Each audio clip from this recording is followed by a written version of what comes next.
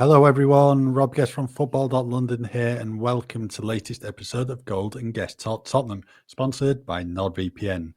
Joining me today, it's Alistair Gold. You okay?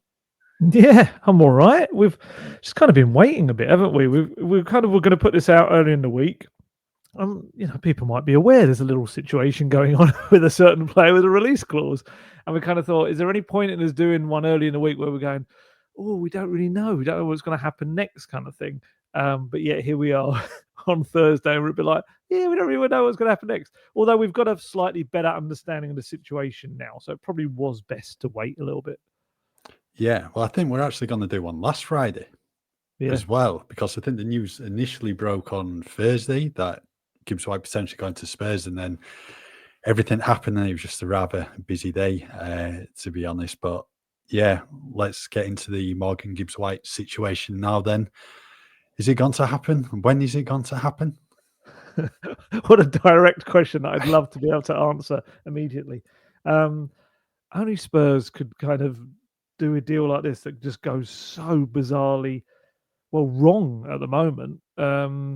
So if anyone has managed to miss the whole Morgan Gibbs-White saga, obviously 25-year-old England international, plays for Nottingham Forest at the moment still. All suddenly made a big old leap forward last week on Thursday, wasn't it? Thursday, when Spurs triggered a release clause. He was all set to head down to Tottenham on the Friday, do his medical, get it all done. Fantastic news. £120 million spent in a week. La-di-da, wonderful times at Tottenham.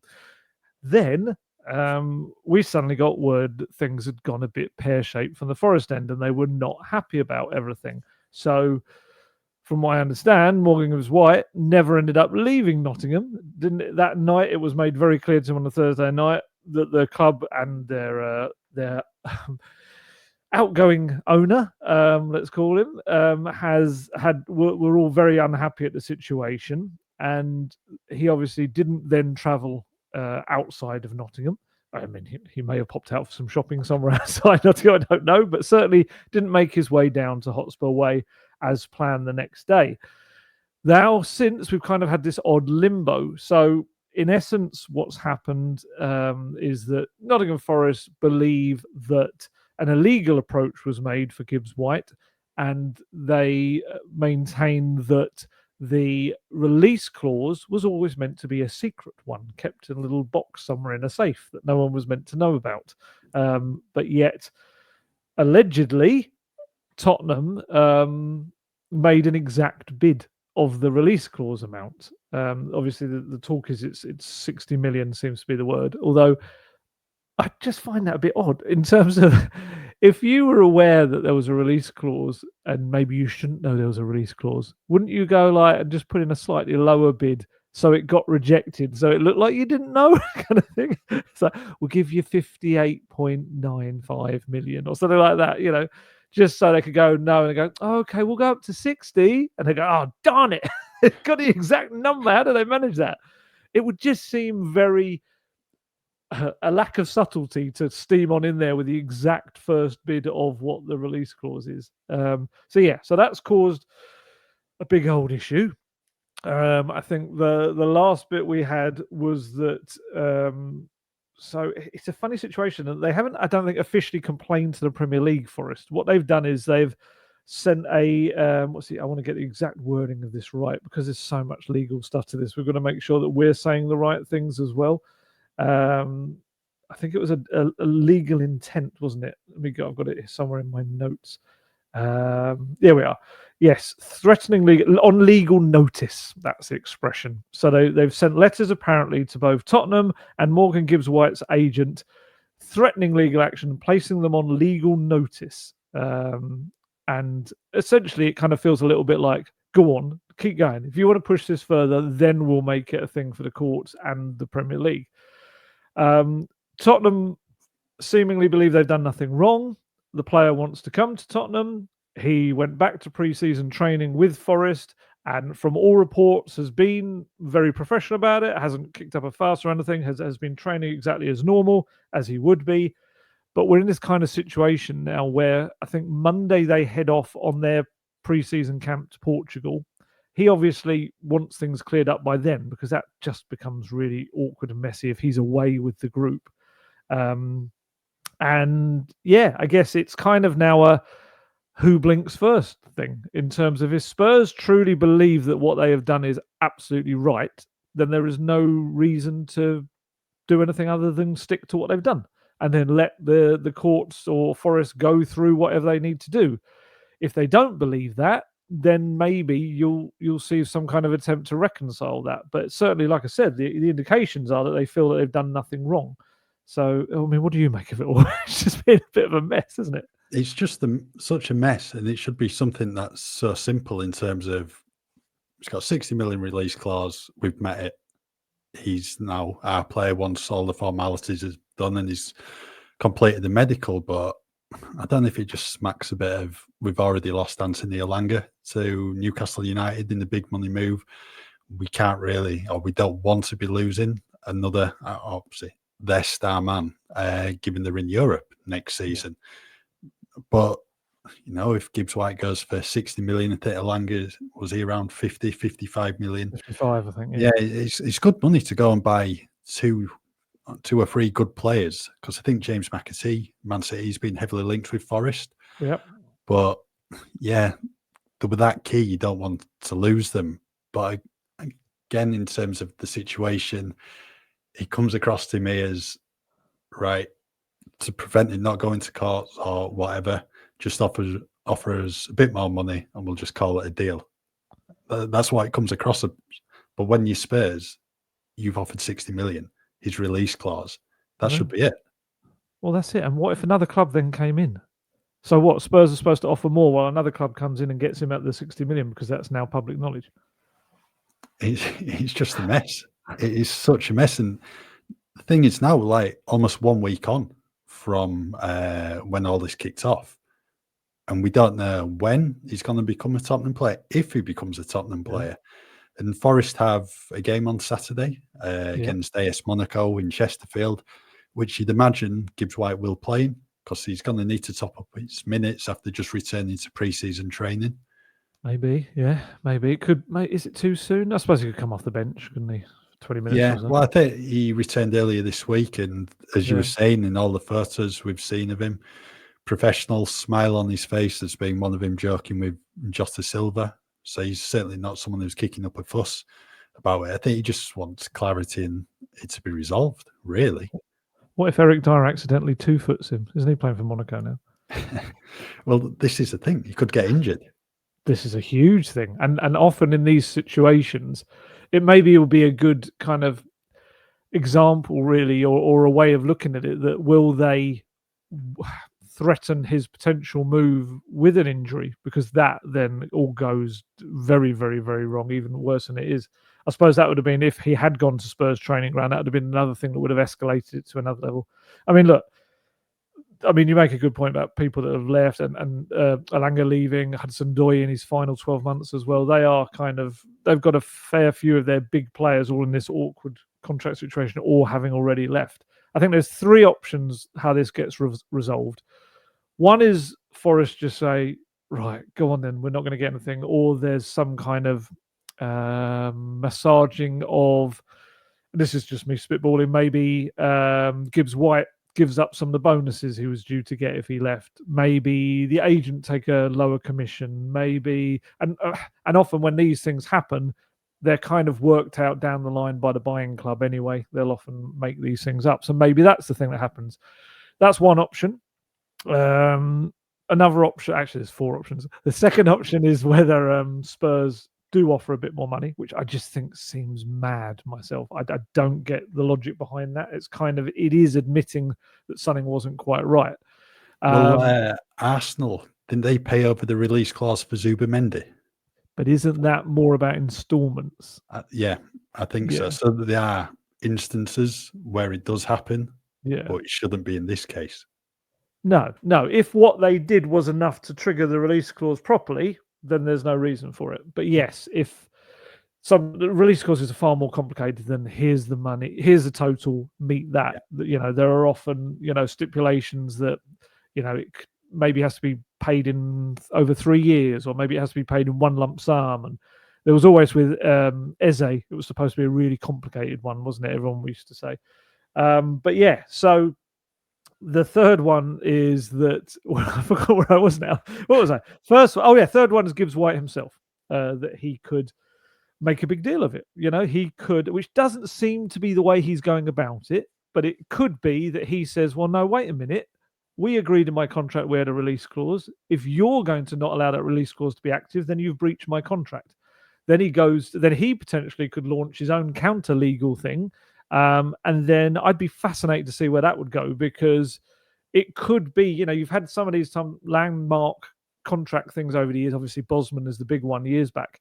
But potentially, if it were to be able to be proved, maybe it would be a scenario where there is no such thing as a secret release clause anymore. Maybe that becomes a thing of the past. I mean, just before we came on air, you mentioned quite rightly, in Spain, it feels like it's far more open, isn't it? In the Liga with release clauses, they're often like £7 billion and stuff. Yeah, they're ridiculous in Spain. It's like no one's ever going to meet them. Yeah, maybe that that's might be why the case over here. Yeah, exactly. That might be what happens. And also, we should state as well that they've tried to get him to sign a new contract for the last, I think it's 9-10 months or so, and he has just not gone for it. He's not. It would have made them their biggest earner, but he kind of wants to move on and Forest know that he's not there for the long term. So this is another aspect to it. And potentially, I think a lot of the Forest fans are probably at the stage now where they're like, well, if he wants to go, we'd rather not have him around. So I don't think the move is quite as controversial as it was to begin with, although albeit it's one of Nuno Espirito Santo's best players, if not his best player. And then the fourth option, which I kind of remembered as I was saying it, they could just walk away. Spurs could just walk away, or another club comes in, technically option number 5. So yeah, we're at this stage where we're waiting to see what happens. Certainly Spurs still want to sign the player. The player wants to come to Tottenham. Forest are still very unhappy about the situation. It needs something to kind of, the impasse to be broken. And at this moment in time, you're dealing with an owner and a chairman that are very, how do we put this? Very set in their views, and they're not normally ones for turning, as it were. So be very interested to see which way this goes. And it feels like, look, neither side has officially commented on any of this. And even the Premier League, when I asked them the other day about it, said, look, we can't comment on this situation. But it kind of feels like there's a lot of noise coming out of the Nottingham Forest side of things, and where that's coming from, who knows? But it certainly sounds like they're maybe behind the scenes being a little bit noisy about this, maybe because of them being angry about it, and whereas Spurs are just remaining quiet on everything. And it'd be interesting to see which is the better way of doing it. My pure guess is that the Spurs way of remaining quiet on this might be the better way, because if stuff's coming out from within Forest unofficially, you kind of run the risk of tying yourself into knots, I suppose.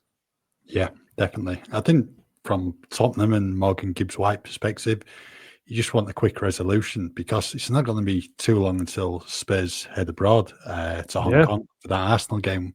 What, about 10 days or so? 9-10 days away from probably leaving the country.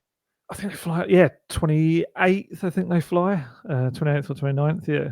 And that's when you want your new players to be on board. I mean, Spurs have moved quickly over the past week or so, bringing in Mohamed Kudus to the club. Kota Takai's already in, Vuskovic, Tell's permanent now, Danzo's permanent. Spurs still have plenty more. I think they need to do a bit more in the transfer market, with Gibbs-White hopefully being someone who can come in and just, take things up to another level in the final third, because he's a fantastic player, great energy, great creativity, key reason for Forest, qualifying for Europe last season against all the odds. But you just want him in nice and early, not, towards, I don't know if it's going to be, does it drag on until August? Who knows? This is it. There's just so many questions around it at the moment. It is. It's just honestly, you think you've seen it all at Tottenham, and you think you've seen it all in a transfer window. There's been ones before that have, I mean, Jack Grealish is always the one that just haunts my dreams, Tottenham going for him. But my goodness, this is up there in terms of weird transfer shenanigans and what's gone on and what's being claimed has gone on and what hasn't happened. And the thing is, he'd be perfect for Thomas Frank's setup as well. You can see why Spurs want him and why Thomas Frank has wanted him since he was at Wolves. He is the perfect kind of number 10 in the system, can play in a deeper role. He'll be a terrific addition if they can get it over the line. What's your gut feeling? What do you think? Will it happen or not? I've reversed your initial question to me. Honestly, I have no idea. At the moment, could go one of two ways, really. You don't know, especially with the Marinakis at Forest, who's, just not going to give him up easily, is he? Or at all. So, I don't know. You just don't want to be a bit of a protracted transfer, which just drags on and drags on. Yeah. Honestly, I don't know which way he's going to go. I think I was very confident to begin with that I thought it would still happen. And that feels like that's the expectation within the game, that it will still happen. But I just feel like the legal side of it is complicated stuff so much, to the degree of, exactly like you say, does it protract it just, and it becomes a little bit of a almost who cares anymore kind of thing, in terms of all parties just think this is really stupid. I don't know. I'd maybe would be 60% it would still happen, but it just is the legal matters that complicates it so much. Yeah, I think if he just continues to drag on, then he's probably, least likely he joins Spurs, but let's wait and see on that front. Another transfer, one that Tottenham looks set to complete, is Josh Keeley. He is moving to Luton Town by the looks of it. The League One side could actually come up against Spurs in just over a week's time in the pre-season friendly at Kenilworth Road. Will this one go ahead? Does this contain a release clause or not? Release clause. I think we need a release clause, don't we? Because we're having to talk about these difficult matters. I'm really sad to see Josh Keeley go. I really am. I think he's. Obviously, it's still got to be tied up yet, but I completely forgot to write my piece earlier that I wrote about the fact that they were playing them. Even though I know they're playing because I've applied for the game, I completely forgot he could be instantly up against his old team. And he'll have an absolute stormer. I know it's only a pre-season game. It's... I get it, though. I get this move as well. As much as I find it disappointing, I get it. So, if you're not aware, I wrote this, put this piece out earlier today about Josh Keeley. He had been in talks with Spurs over a new contract a few weeks back, but they just couldn't come to terms. They couldn't get an agreement on it. I think there's a lot of difficulty in the situation, in that he is essentially fourth choice goalkeeper at the club. You can argue whether he should be or not. That's a whole other thing. But he is fourth choice behind Vicario, Kinski, and Austin. And, the problem for Josh Keeley, he's not homegrown. Despite the fact he's been at the club 3 years now, he doesn't fall into that category to be able to become homegrown. So instantly, you can't squeeze him into your European team like you can, or squad like Brandon Austin does. So I would imagine, and this is just purely me speculating, I would imagine that any contract offer to him would probably reflect that, because it's difficult, I suppose. If trying to play devil's advocate, it would be difficult to offer, let's say, a decent deal for a fourth choice goalkeeper. That's my thinking anyway. So the kind of, you've got allied with the fact that he's pushing to get in the Republic of Ireland squad now. He had his first call up, hasn't played yet for them. I think he was on the bench, wasn't he, for both games at the end of the season. But he's got this kind of crossroads in his career now where he's had a brilliant season at Leyton Orient, and it's very much like, well, okay, I can push on now. I can be a first choice goalkeeper. And there's a lot of interest in him, as there would be. He kept 16 clean sheets at Orient. But if he's not going to play at Spurs, and he clearly wasn't happy with whatever contract was offered, it's a kind of a bit of a no-brainer, really, to move on with your career. And it's Luton Town have come in, a fee agreed in principle. I think he's going to Luton to discuss the whole project and everything with him. It's expected to be wrapped up within the next 24 hours or so. And he is going to get first team football there, it seems like. Good club, obviously, Premier League club only a few years back. There's definitely the route for him to advance quickly with them. And so I get it. From what I understand in terms of clauses, there is a sell-on clause Spurs will get money from. Normally when they do those are about 20%, I think.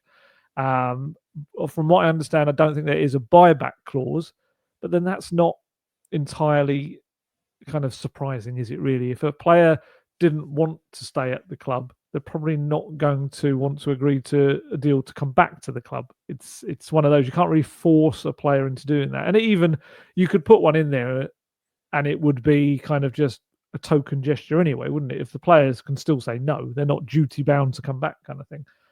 I think, wasn't it Reguilon? Did Reguilon had one of those, didn't he, with Real Madrid? I vaguely remember being. Oh yeah, there was constant talk of that, wasn't there? I think pretty much after the first season at Spurs, when it done really well and Real needed another left back at the time, but yeah, that just never happened in the end.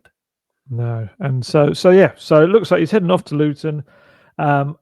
I think I was surprised to not see him go to a championship team. I thought that would be the next step, but I also understand that it's a bit like players kind of moving to Birmingham when you knew they were probably going to go up. And I think Luton, you would expect to probably bounce back up. You'd hope anyway, for their sake.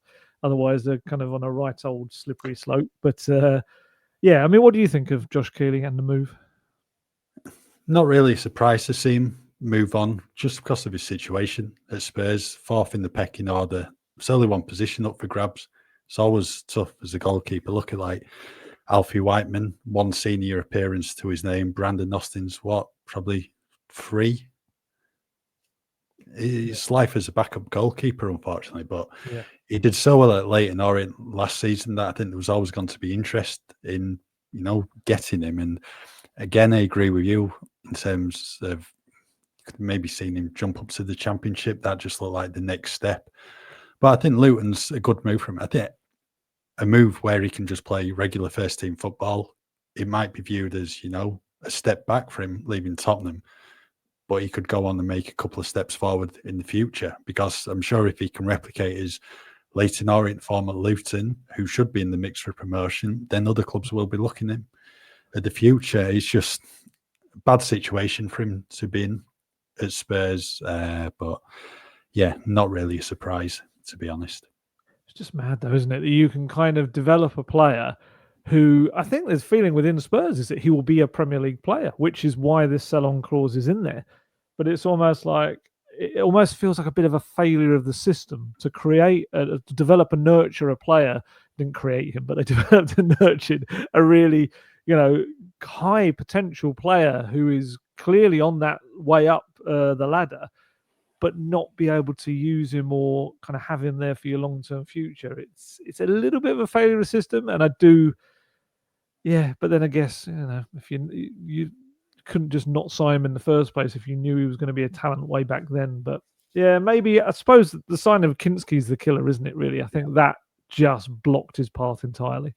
Yeah, well, I think that probably changed things for like Alfie Whiteman as well, who's now on trial at Portsmouth. As he looks for a new club. But I mean, you could look at it one point of view in terms of you brought a player in and you're going to sell for a profit, because we've seen loads of players just leave Spurs for nothing when they've come to the club before and it's just not worked out. Like City do that really well. Chelsea do it as well. If they're not going to play, sell them for a profit. But yeah, unfortunate for him. Right, halfway through the podcast now, so it's time to hear about Saley from Alistair. Yes, well, you as well. You're heading off. You've got, heading off on pre-season tour. You'll be using Saley on your, of course. exploits. Yeah, first thing I did.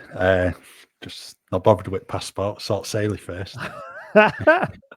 I'm sure we'll both be using it because it is really, really helpful. Anyone that hasn't heard me speak about it before, Saley, which is a product from NordVPN, it's like an eSIM. It helps you use your phone when you're abroad and gives you data to use on your phone, but it doesn't do it for the costs that you'll often find with most network providers. It's far cheaper on the whole.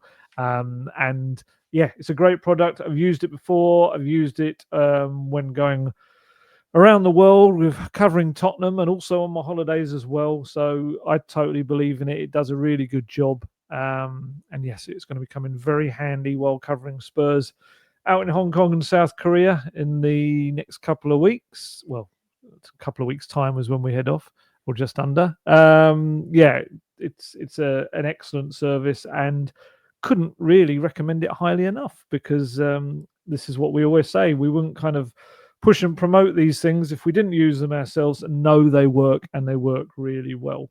And also, because we like to do this, we get you an exclusive deal off of them, so you can get it even cheaper. You can download Saily, which is SAILY, in your app store, and use our code GOLDGUEST at the checkout to get an exclusive 15% off your first purchase. Or just go straight online to saily.com/goldguest, and you can do exactly the same. For more information, please go to our episode description box. So Tottenham's first friendly of the summer is on Saturday at the Select Car Leasing Stadium. The first chance to see a Thomas Frank Tottenham team in action. You're going to be there. One player that everyone will be looking forward to seeing is Mohamed Kudus, who's made the £55 million move from West Ham. Where's he going to play then? Can we see him on the wings, attacking midfielder, maybe, given the lack of them this weekend? Yeah. Oh, that's a good question. I suppose this weekend may be more central. Yeah. Looking like Gibbs-White's probably not going to be in the team.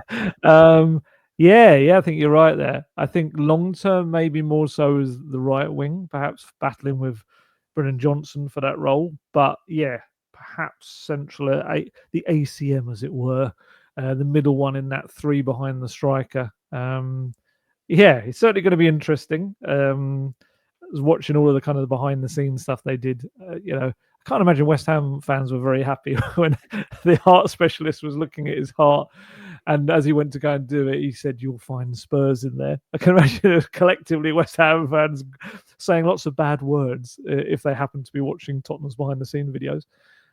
Yeah, that was a strong early move. Fair play. I mean, the Spurs fans lapped it up. They loved it. Looks like he's settled in well from what we can kind of tell early doors. I liked in the footage, you saw a lot of the experienced players coming over to him and making a point of kind of welcoming him and having chats with him. Vicario gave him a bit of a hug and stuff like that.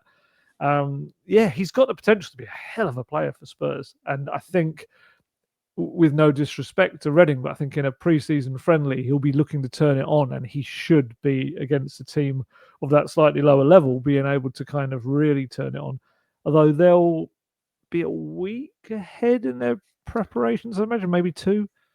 Yeah, you'd think so. I think their season starts a week earlier, maybe even 2 weeks earlier, to be honest. So, your Football League clubs usually are back in pre-season training at the end of June rather than the start of July. But yeah, it'll be a tough game, but it's just about fitness in it, patterns as well, taking on Thomas Frank's football philosophy. It's going to be interesting to see how they're set up, because obviously his Brentford team last year was a 4-2-3-1 formation mainly, but then they used 4-3-3, 4-4-2, 5-3-2, 3-5-2.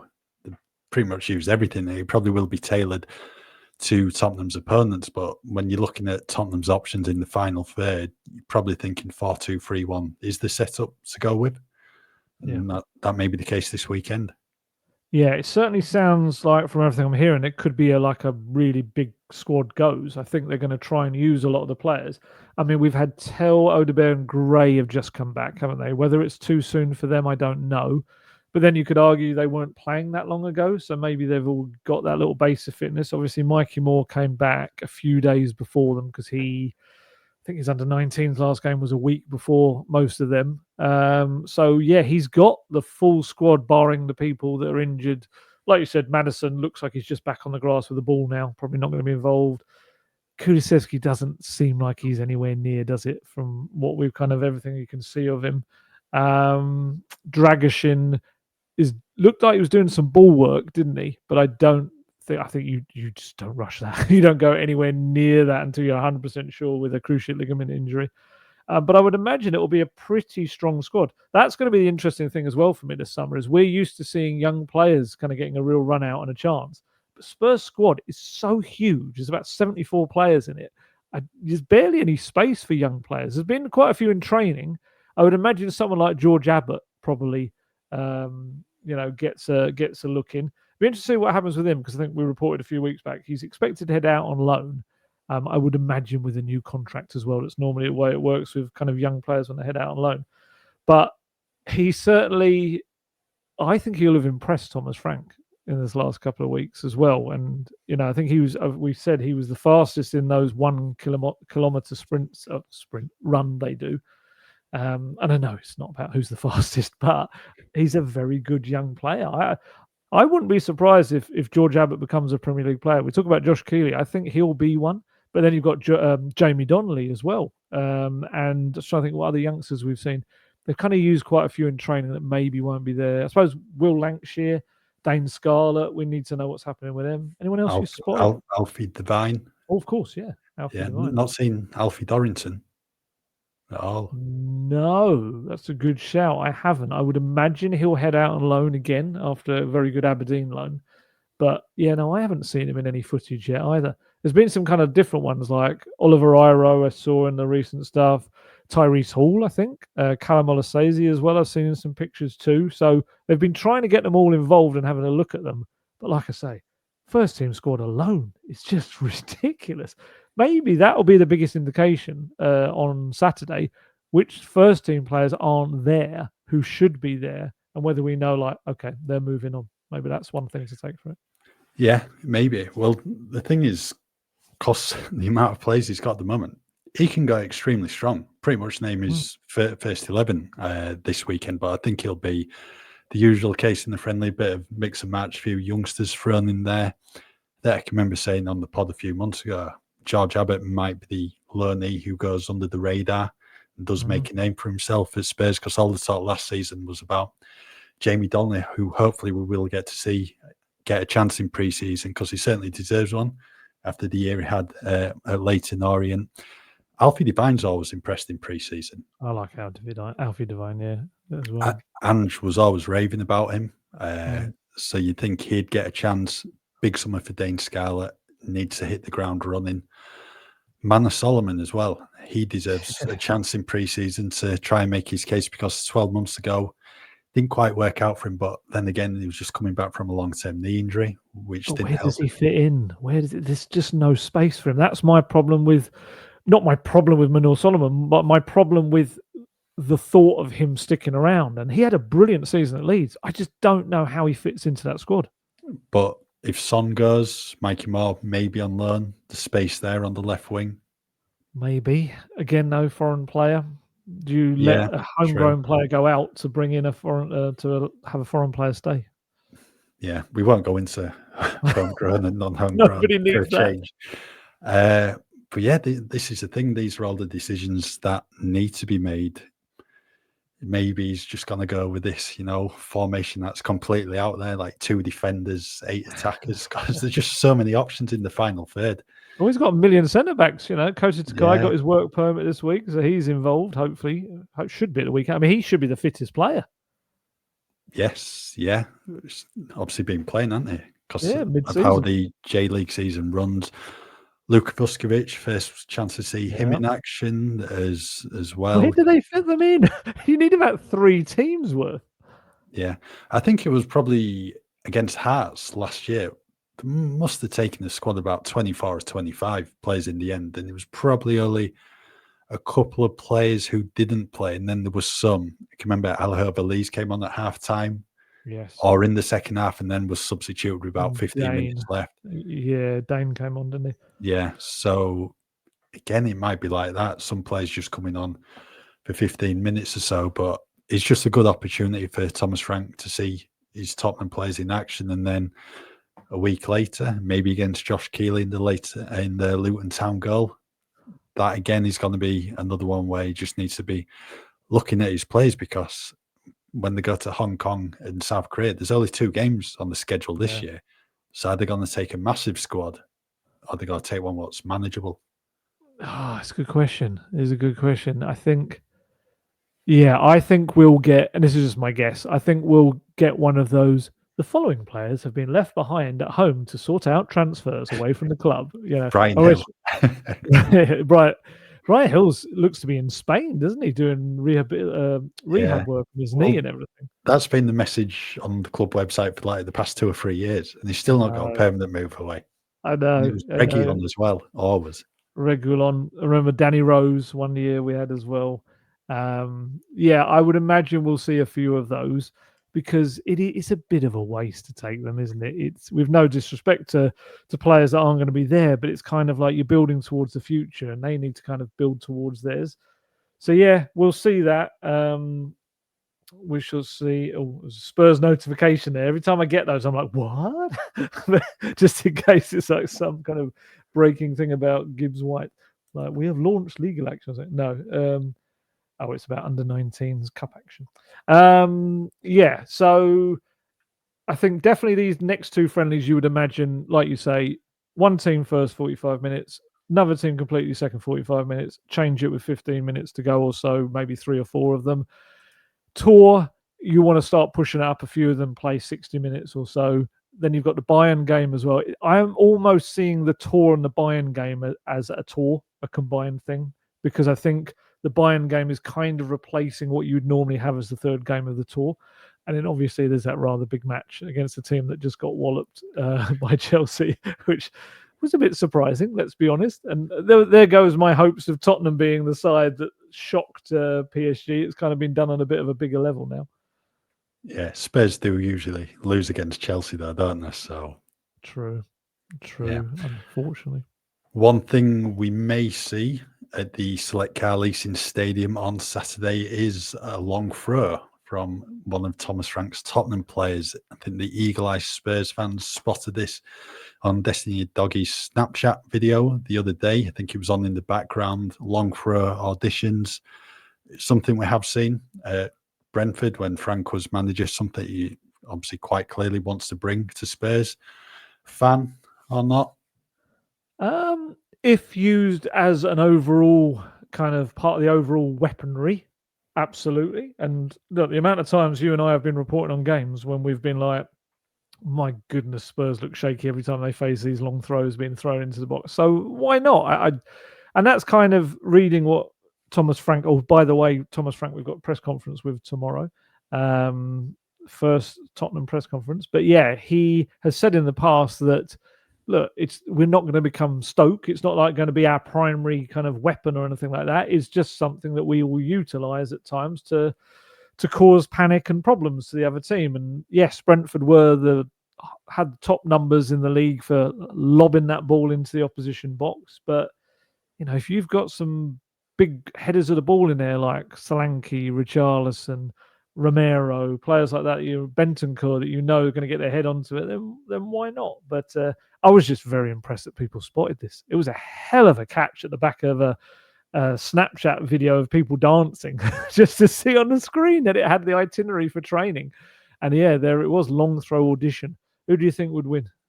Well, I think we said before we came on, Dragusin and Danza are the two most powerful players, but are they going to be in the starting 11?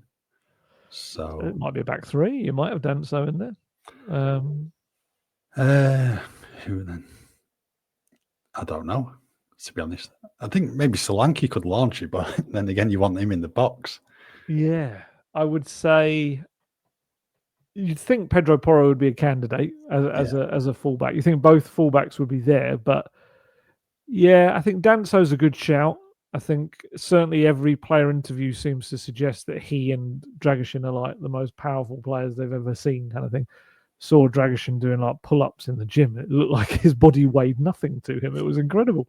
So yeah, I'd say they're up there. I'm trying to think anyone else. It's exactly like you say. You kind of want the players to be on the end of it or ready on the edge of the box for the knockdown. That's mainly the key thing that comes from long throws is the second ball, isn't it? That's where it's at. Yeah, I think I'll go for those two and Porro. It could be a surprise one. Could be that Jed, maybe. We find that Jed Spence has got a dynamite hurling action on him. Or Spurs sign Rory Delap. They should have gone for Liam Delap just to kind of get a bit of Manor Solomon might surprise us. Could be. Have you ever seen those ones where they do that little somersault sometimes as they roll forward and throw it? Steve Watson used to do it, I think, when he was younger at Newcastle. York had a player a couple of years ago, Sam Muggleton. He was called long throw specialist. From halfway line, I think hit the crossbar twice in the match just from his throw. That is incredible. I like long throws. I don't get why they criticise. If you've got someone who can launch it into the box and it causes absolute chaos, you do it every time. I don't know why people look down the nose at it, because Stoke came in for all sorts of criticism. But I can remember when Stoke were playing Hull, and I think it was Bo Ismail who was in net for Hull, was kicking the ball out for a corner rather than the throw. Because it just causes absolute chaos. And I remember last season, Arsenal was scoring for fun from set pieces, but coming in for criticism. I mean, if it's something you can work on and you're benefiting from it, you do it. That's what I said. It's another weapon in your armory. Why not? You know, it's not just saying that the whole team is going to play in a direct style. It's just saying it's another weapon to try and score a goal from. It's no different to a free kick. And I think it will fall under the remit, presumably, of Andreas Georgsson, who is essentially his main element. He's a general coach, but his main element is going to be set pieces and restarts. So that will surely fall under that remit. And take every advantage you can get in a game. This has been Spurs' problem. They've often created a million chances and don't put them away. So if you've got other ways to create more chances and create more goals, absolutely take it. Yeah, I've got no issue with throw-ins being more effective. You can't have a bad. It's not a bad thing. But this is the thing now. So many, teams have a throw-in specialist. Yeah, it was ridiculed. Like the first time someone was it Liverpool who I think it was Liverpool. Yeah, but everyone has them now. I think it's just a case of one does it and everyone else follows. Always happens. Right, that's it for today's latest episode of Golden Guest Tottenham. I think we'll be back next week. I may be joining you from Singapore. Ooh, look at you doing one. It's part of work. It's not a holiday. Humble brag. So in the meantime, just keep with us at football.london for all your latest Tottenham news. You can either download Sail It in your app store and use our code GOLDGUEST at the checkout to get an exclusive 15% off your first purchase, or online you can go straight to saily.com/goldguest. For more information, please go to our episode description box.